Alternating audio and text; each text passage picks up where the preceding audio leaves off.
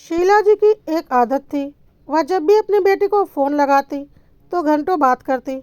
चलो वह तो ठीक है, हर माँ बेटी आपस में घंटों बात करते ही हैं। लेकिन उनकी कुछ बातचीत सुनिधि को बहुत खलती थी। जैसे शीला जी की आदत थी, वह अपनी बेटी को घर के एक एक चीज़ के बारे में विस्तार पूर्वक बताती रहती थी। अगर घर में एक कील भी ठोकी गई है तो उसकी जानकारी वह अपनी बेटी को ज़रूर देती थी। सुनिधि को लगता था कि इतनी एक एक खबर अपनी बेटी तक पहुंचाना क्या ज़रूरी है, और उस बात को सुनने के बाद उधर से उनकी बेटी अपना राय मशवरा भी देती थी कि ऐसा क्यों किया, वैसा कर देते, ऐसा मत करो, वैसा करना, वगैरह वगैरह। सुनिधि को लगता था कि उसके ससुराल में तो वह रह रही है, पर उसके ससुराल को चला उसकी ननद रही है, वह भी अपने ससुराल से। सुनिधि को सबसे ज़्यादा खराब यह लगता था कि शीला जी सुनिधि की ननद शिवानी को यह भी बताती थी कि भाभी ने 3 लीटर दूध लिए, भाभी ने 5 किलो आलू लिए, भाभी ने 5 किलो आटा लिया। मतलब घर का छोटा छोटा हिसाब भी शिवानी को पता चलता रहता था, और उधर से वह बोलती भी रहती थी और अपना कुछ ना कुछ राय मशवरा भी देती रहती थी। लेकिन सुनिधि को कुछ सुनाई नहीं पड़ता था। सुनिधि तो बस अपने सास की बातें सुन सकती थी। लेकिन सुनिधि को मन ही मन बहुत गुस्सा आता था कि उसके घर के एक एक ईंट का हिसाब उसकी ननद शिवानी के पास शीला जी पहुँचाती रहती है। लेकिन अगर कभी थोड़ा सा घुमा फिरा कर सुनि सुनिधि इस बात के लिए शीला जी को मना करती तो शीला जी घर में तांडव मचा देती। और फिर सुनिधि का पति बोलता, छोड़ो, जाने दो, मम्मी जो कर रही हैं करने दो, तुम अपने काम से काम रखो, क्या फ़र्क पड़ता है, शिवानी अपने ससुराल में है, तुम अपने ससुराल में हो, फ़ोन पर कुछ बातें हो जाती है तो इससे क्या लेना देना। पति को समझ में नहीं आता था कि सुनिधि क्या कहना चाहती है, क्योंकि शीला जी सिर्फ बातें नहीं बताती थी, उधर से उन बातों पर बेटे का राय मशवरा भी लेती थी, और उसके बाद उन बातों को अपने घर में सुनिधि को अमल करने के लिए बोलती थी, बल्कि जोर डालती थी, जो कि सुनिधि को बिल्कुल भी पसंद नहीं था। सुनिधि का सोचना था कि शिवानी अपना ससुराल अपने हिसाब से चला रही है, तो मैं भी मेरा ससुराल मेरे हिसाब से चलाऊंगी, ना कि शिवानी के हिसाब से। वह कौन होती है मेरे घर का हिसाब किताब बताने वाली। लेकिन लाख कोशिश करने के बाद भी शीला जी की यह आदत छूट ही नहीं रही थी। एक दिन तो हद ही हो गई और सुनिधि को बहुत जोर का गुस्सा आया। सुनिधि अपनी सास शीला जी के कमरे में उन्हें चाय देने के लिए जा रही थी कि शीला जी फ़ोन स्पीकर पे करके अपनी बेटी शिवानी से बातें कर रही थी, क्योंकि उन्हें ऐसा लगा था कि सुनिधि किचन में है। तो उन्होंने अपने आराम के लिए फ़ोन को स्पीकर पर डाल दिया था और सुनिधि ने उनकी सारी बातें सुन ली। शीला जी शिवानी को बता रही थी कि सुनिधि रोज़ 3 लीटर दूध लेती है, और उधर से शिवानी बोल रही थी, बाप रे मम्मी, 3 लीटर दूध क्या करती हैं भाभी, 3 लीटर दूध का। जब मेरी शादी नहीं हुई थी तब भी तो घर में हम 5 लोग ही थे, तब हमारे घर 2 लीटर दूध आता था, और अभी घर में कौन से सदस्य बढ़ गए, अभी भी तो कुल 5 लोग ही हैं, तो 3 लीटर दूध की क्या ज़रूरत पड़ रही है।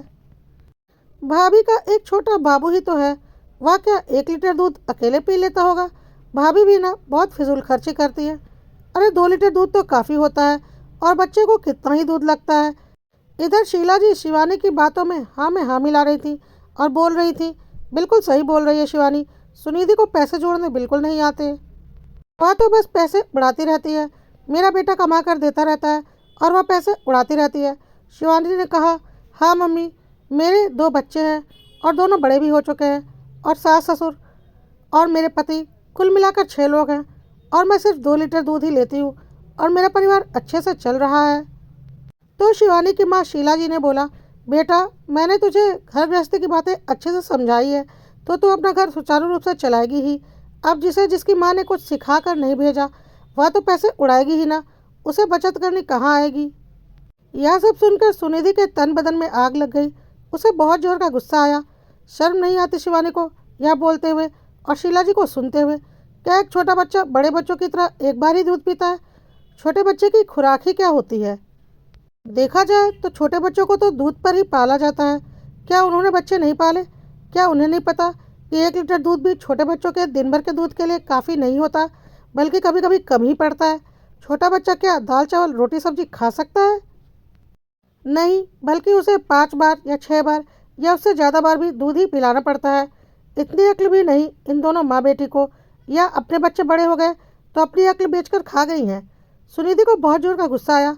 उसे लगा कि वह शीला जी को जाकर 2 4 बातें सुना दे, ताकि उधर से उनकी बेटी भी सुन ले। लेकिन फिर उसने सोचा कि अगर उसने ऐसा किया तो शीला जी फिर से घर में तांडव मचा देंगी और फालतू में घर में टेंशन होगा। लेकिन सुनिधि ने आज शिवानी को जवाब देने की सोच ही ली थी और साथ ही साथ शीला जी को सबक सिखाने की भी सोच ही ली थी। इसलिए अपने मूड को ठीक करते हुए बिल्कुल फ्रेश मन से वह शीला जी के रूम में घुसी, या बोलते हुए कि मम्मी जी चाय पी लो, ताकि उन्हें ऐसा लगे कि उसने कुछ भी बात नहीं सुनी है। और यही हुआ। सुनिधि आवाज़ लगाती हुई रूम के अंदर घुसी तो शीला जी ने तुरंत स्पीकर ऑफ कर दिया और सामान्य बातचीत करने लगी। और शिवानी भी समझ गई कि भाभी आई हुई हैं और वह भी सामान्य बात करने लगी। सुनिधि ने बोला, मम्मी दीदी से बातें कर रही हैं क्या? लाइए थोड़ी बातें मैं भी कर लूँ दीदी से, काफ़ी वक्त हो गया है, मैंने उनसे कोई बात नहीं की। तो शीला जी ने बोला, हाँ हाँ बात कर ले, ननंद भाभी की बात तो होनी ही चाहिए। और उन्होंने फ़ोन सुनिधि को पकड़ा दिया। सुनिधि ने फ़ोन ले लिया और थोड़ी बहुत औपचारिक बात करने के बाद शिवानी से पूछा, और दीदी घर का काम हो गया, झाड़ू पोछा बर्तन वगैरह कर लिए? तो शिवानी ने बोला, अरे नहीं अभी कहाँ हुआ है, और मैं क्यों करूँगी, मैंने तो काम वाली बाई को रखा हुआ है, वह आती ही होगी वह करेगी। तो सुनिधि ने बोला, अरे बाप रे दीदी, काम वाली बाई फिर तो अच्छा खासा पैसा ले लेती होगी। शिवानी ने बोला, हाँ महीने का 5,000 लेती है। तो सुनिधि ने बोला, 5,000? जो काम आप आसानी से फ्री में कर सकती है उस काम के लिए आप 5,000 रुपये बाइक को दे देती हैं। यह तो बहुत बड़ी फिजूल खर्ची होती है। दीदी आप पैसे जोड़ना सीखिए, इतनी मेहनत से हमारे पति पैसे कमा कर लाते हैं और हम उन्हें उड़ाने से पहले एक बार भी नहीं सोचते। मैं तो बहुत सोच समझ कर हिसाब से घर चलाती हूँ, और जब मैं खुद झाड़ू पोछा बर्तन कर सकती हूँ तो काम वाली बाई के ऊपर पैसे खर्च क्यों करूँ? मेरे पति की मेहनत की कमाई मैं बर्बाद क्यों करूँ? पैसे जोड़ना सीखिए दीदी। सुनिधि ने मखमल में चप्पल लपेटकर शिवानी को मारा और शिवानी के पास सुनिधि की बातों का कोई जवाब नहीं था। फिर थोड़ी देर इधर उधर की बात करने के बाद सुनिधि ने बोला, कल फेसबुक में आपकी फ़ोटो देखी, लगता है किसी रेस्टोरेंट में पिज्ज़ा पार्टी चल रही थी फैमिली के साथ। शिवानी ने खुश होते हुए बोला, हाँ हाँ बच्चे जिद कर रहे थे कि पिज्ज़ा खाना है पिज्ज़ा खाना है, तो हम सब रेस्टोरेंट चले गए थे। हाँ दीदी वह तो ठीक है, लेकिन अच्छा खासा बिल आ गया होगा पिज्ज़ा का। शिवानी ने बोला, हाँ लगभग 2,000 रुपये हो गए थे। सुनिधि ने बोला, बाप रे दीदी 2,000 रुपये आपने पिज़्ज़ा में उड़ा दिए, इससे तो अच्छा आप घर में ही पिज़्ज़ा बना देती, शुद्ध पिज़्ज़ा भी बनता और पैसे भी कम लगते। बच्चे तो नई नई चीज़ खाने की डिमांड करते ही रहते हैं, पर उनकी डिमांड को देखते हुए अपने घर खर्चों को भी देखना ज़रूरी होता है और पैसे जोड़ना सीखिए। पति कितनी मेहनत से पैसे कमा कर लाते हैं और हम औरतें तो 2 मिनट नहीं लगाती उन पैसों को उड़ाने में। एक एक पाई जोड़कर तो घर बनता है। दीदी फिजूल खर्ची मत किया कीजिए। शीला जी यह सब बातें लगातार सुन रही थी और उन्हें बहुत बुरा लग रहा था कि उनकी प्यारी बेटी शिवानी को, जिसे कि वह घर चलाने में एक्सपर्ट मानती है, उनकी बहू मीठे मीठे ताने मार रही थी और शिवानी को भी कोई जवाब देते नहीं बन रहा था। जो शिवानी थोड़ी देर पहले माँ को बड़ी बड़ी बातें समझा रही थी, घर चलाने के बारे में, पैसे जोड़ने के बारे में, उसके पास अभी अपनी भाभी की बातों का कोई जवाब नहीं था। फिर सुनिधि ने एक और ताना मारा, भाभी आपकी पिक्चर पोस्ट की है स्टेटस में, मैंने देखी, लगता है नई साड़ी खरीदी है। शिवानी ने बोला, खरीदी नहीं है, आपके जीजू ने गिफ्ट की है, वहाँ मेरा बर्थडे था ना, तो मुझे बहुत दिनों से एक सिल्क की साड़ी लेने का मन था, तो तुम्हारे जीजू ने मुझे कांजीवरम सिल्क की साड़ी गिफ्ट कर दी। सुनिधि ने बोला, कांजीवरम सिल्क, वह तो बहुत महंगी होगी। तो शिवानी ने बोला, हाँ 8,000 रुपये के लगभग है। सुनिधि ने बोला, 8,000 रुपये?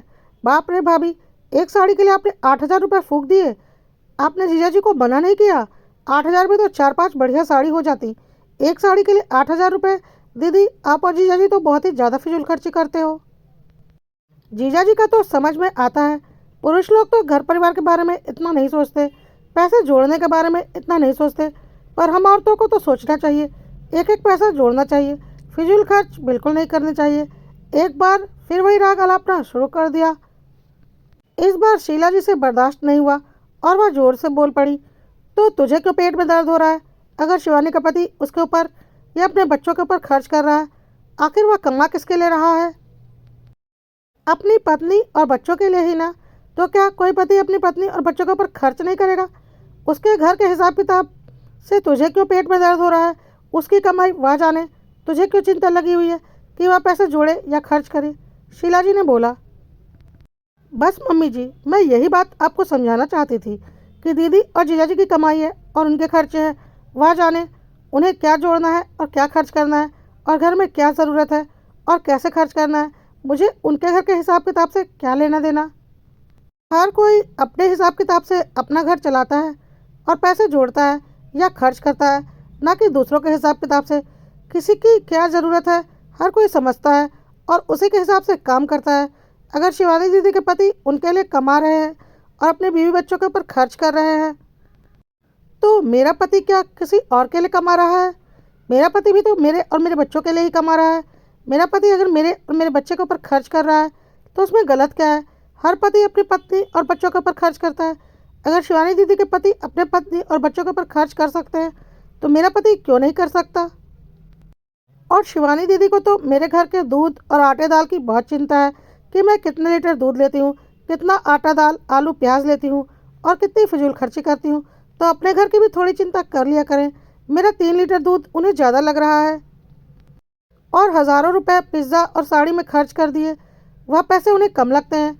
मैं घर खर्च नहीं चला पाती, पैसे नहीं जोड़ पाती, क्योंकि मैं एक छोटे बच्चे के लिए 1 लीटर दूध ज़्यादा ले लेती हूँ तो मैं फिजूल खर्ची करती हूँ और वहाँ हज़ारों रुपए फालतू में उड़ा दिए जाते हैं, तो वह फिजूल खर्ची नहीं करती। खैर, वह उनका निजी फैसला होता है, उस पर किसी को बोलने का कोई हक नहीं होता। उनके पैसे, उनके पति के पैसे वह जैसे चाहे खर्च करें या जोड़े। इस तरह से या मेरे और मेरे पति के पैसे हैं, हम भी जैसे चाहे खर्च करें या जोड़े, इसमें उन्हें बोलने का क्या हक है? शीला जी ने फिर गुस्से में कहा, चल ठीक है, अब ज़्यादा मत बोल। उसके घर के मामले में बोलने वाली तू होती कौन है? सुनिधि ने फिर पलट कर जवाब दिया, यही बात तो मैं आपको समझाना चाहती हूँ मम्मी जी, कि उनके ससुराल के मामले में बोलने वाली मैं होती कौन हूँ? वह उनका ससुराल है, वह जाने और उनकी सास जाने। इसी तरह से यह मेरा ससुराल है और मेरे ससुराल के मामले में बोलने वाली वह होती कौन है? मैं जानूं और आप जाने, तीसरा कोई मेरे ससुराल के मामले में क्यों बोलेगा? अपना ससुराल संभाले ना।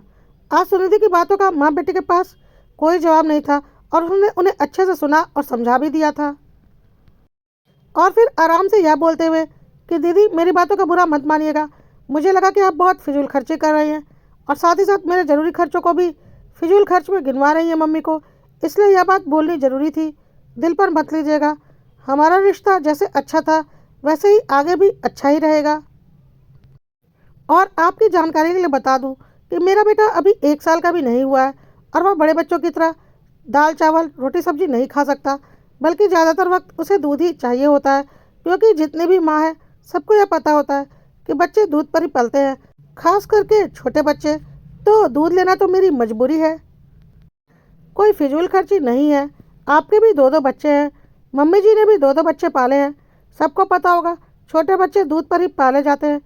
उम्मीद है आपको मेरी बातें समझ में आ गई होंगी और आगे से आप अपना ससुराल सुचारू रूप से चलाइए अपने हिसाब और किताब से, और मैं अपना ससुराल सुचारू रूप से चलाऊंगी अपने हिसाब किताब से, क्योंकि जिसका घर होता है वह उसे अपने अच्छे हिसाब किताब से अच्छे से ही चलाता है। कोई भी अपना घर का बुरा नहीं चाहता और हर कोई भविष्य के लिए पैसा जोड़ना ही चाहता है। फिजूल खर्ची कोई भी नहीं करता, लेकिन ज़रूरत को काट कर पैसे जोड़ना बुद्धिमानी नहीं होती। फिर वह पैसे भी किस काम के जब हमारी ज़रूरतें ही पूरी ना हो सके। खुद की मेहनत के कमाए हुए पैसे अगली पीढ़ी के लिए हम बैंकों में जमा करते जाएं और फिर अपना और अपने बच्चों की ज़रूरतों को मारते जाएं, यह कहाँ की बुद्धिमानी है? उम्मीद है आपको मेरी बात समझ में आ गई होगी। कहते हुए सुनिधि कमरे से बाहर चली गई। आज शीला जी के और शिवानी के पास सुनिधि की बातों का कोई जवाब नहीं था और शीला जी ने सोच लिया था कि अब वह अपने घर के आटे दाल और दूध चीनी के बारे में अपनी बेटी से कभी भी बात नहीं करेंगी।